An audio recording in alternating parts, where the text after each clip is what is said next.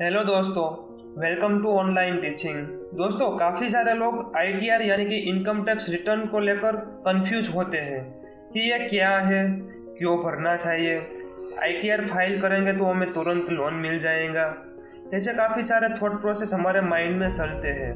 तो दोस्तों, आज के इस वीडियो में हम समझेंगे कि आईटीआर क्या है, आईटीआर क्यों भरना चाहिए और इसके बेनिफिट क्या है, और आईटीआर भरेंगे तो हमें लोन मिल जाएंगे कि नहीं मिलेंगी, इसके बारे में हम विस्तार से बात करेंगे। तो वीडियो को अंत तक जरूर देखें ताकि आपका सारा कंफ्यूजन दूर हो सके।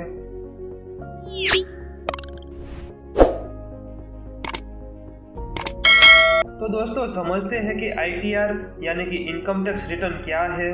दोस्तों, आईटीआर के साथ आपने एक शब्द सुना होगा, फाइल, यानी कि जब लोग बात करते हैं तब ये सुनने में आया होगा कि आईटीआर फाइल किया।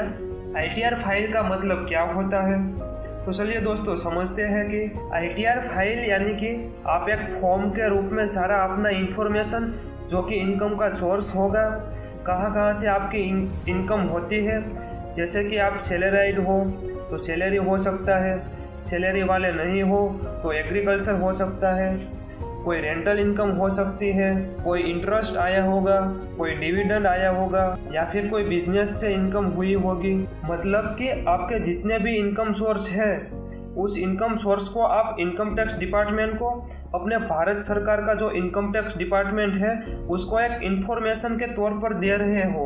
आप आईटीआर फाइल कर रहे हैं यानी कि अपनी इनकम से रिलेटेड सारी इंफॉर्मेशन एक फॉर्म के रूप में सरकार को दे रहे हो कि हाँ, आपके पास ये इनकम स्रोत है और इनसे इतनी इनकम और इतने खर्चे होते हैं, सारी कमाई और खर्चे होते हैं, उनका पूरा बैलेंसिंग बनाकर सरकार के सामने सबमिट करना होता है। तो इस प्रोसेस को बोलते हैं आईटीआर फाइलिंग। अब लोगों के मन में और एक कंफ्यूजन है कि आईटीआर फाइल का मतलब होता है कि हर हाल में टैक्स देना। ऐसा नहीं है। तो टैक्स कब देना पड़ता है?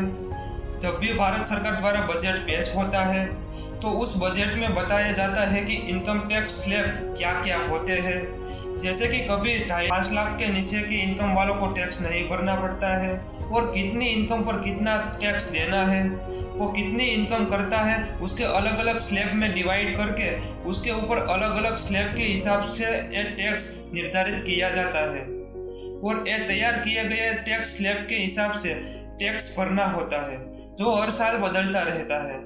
जब तक आप इनकम टैक्स स्लैब के अंदर टैक्सेबल स्लैब में नहीं आते तब तक आपको कोई टैक्स नहीं भरना है। जैसे कि आप इनकम टैक्स स्लैब में निर्धारित की गई रकम यानी कि बजट में निर्धारित की गई टैक्सेबल स्लैब से कम कमाते हो तो आपको कोई टैक्स नहीं भरना है। लेकिन आईटीआर फाइल करोगे तो आपके पास एक प्रूफ हो जाता है कि आपने पिछले साल कितना कमाया, और ये इनकम टैक्स स्लैब में टैक्स पे में नहीं आती है तो आपको इसके ऊपर 1 रुपये का भी कोई टैक्स नहीं भरना है। सिर्फ आईटीआर फाइल करके आप अपनी कमाई की सारी इंफॉर्मेशन सरकार को दे रहे हो, और आईटीआर फाइल करके आपकी प्रोसेस पूरी हो जाती है। तो दोस्तों, अब बात करते हैं कि आईटीआर फाइल करने के फायदे क्या क्या होते हैं। आपकी इनकम कम हो या ज़्यादा हो, अगर आपने आईटीआर भर दिया है यानी कि आईटीआर फाइल कर दिया है तो आपको इनका बहुत ज़्यादा फायदा मिल सकता है। अगर आपको भविष्य में घर खरीदना है और आपके पास पैसे कम पड़ रहे हैं तो आप लोन के लिए अप्लाई कर सकते हो, लेकिन लोन की डॉक्यूमेंट्री में आपके पास पिछले 3 साल के आईटीआर की मांग करते हैं बैंक वाले। अगर आप आईटीआर भरते हो तो आपको लोन भी मिल सकती है। दोस्तों, ये हमने की होम लोन की बात। अब हम बात करते हैं और लोन की बात। मीन्स के और कई तरह के लोन होते हैं, जैसे कि पर्सनल लोन वगैरह वगैरह। दोस्तों, काफ़ी सारे लोग एक कंफ्यूजन में रहते हैं कि आईटीआर फाइल करने से हमें उनके ऊपर लोन मिलता है। तो दोस्तों, ऐसा नहीं होता है। सिर्फ एक डॉक्यूमेंट के तौर पर आईटीआर को इस्तेमाल किया जाता है ताकि आपने जिस तरह के लोन की अप्लाई की है अप्रूव होने के चांस बढ़ जाते हैं। अगर आप आईटीआर नहीं देते हो तो आपके लोन रिजेक्ट भी हो सकती है।